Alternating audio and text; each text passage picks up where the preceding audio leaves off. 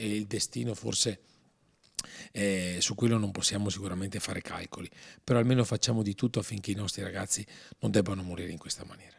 Il tragico appuntamento col destino per Cristian Gabriele Palazzolo, 19 anni appena compiuti, si è materializzato ieri mattina, 10 minuti prima delle 7, alle porte di Belluno. Cristian e i suoi 4 amici, tutti fra i 17 e i 25 anni, stavano rientrando a casa a bordo di una Fiat 500 Abarth. D'un tratto lo schianto tremendo su uno dei platani che delimitano la strada nella zona dell'aeroporto. L'auto si è capottata nel prato e per il 19enne non c'è stato scampo. Ci sono volute le cesoie idrauliche per liberare i ragazzi intrappolati. Una ragazzina di 17 anni da poco tempo residente a Ponte nelle Alpi con la famiglia versa in condizioni disperate all'ospedale di Treviso, dove è ricoverata in rianimazione come l'amico, poco più che ventenne, che si trovava al volante della 500. A Belluno è ricoverata l'altra coppia di giovani, rispettivamente di 25 e 17 anni. Notizie del genere purtroppo ne sentiamo quasi ogni fine settimana. Purtroppo stavolta ha colpito noi, ha colpito una nostra famiglia, ha colpito nostre famiglie bellunesi e quindi ci sentiamo profondamente vicini a tutti loro.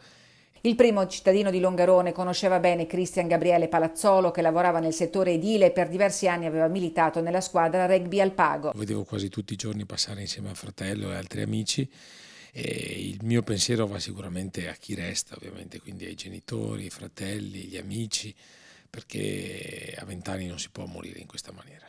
La procura di Belluno ha aperto un fascicolo con l'ipotesi di omicidio stradale sulla base di rilievi eseguiti dalla Polstrada, che sta ricostruendo dinamica e cause dell'incidente. Il pensiero del primo cittadino di Longarone alle famiglie e ai giovani. Ieri ne ho incontrati tanti, a tutti ho cercato di dire che questa tragedia deve insegnare almeno ad andare piano in macchina, attenti, non bevete quando vi mettete alla guida, almeno cerchiamo di fare tutto quello che è possibile per essere con la coscienza in pace.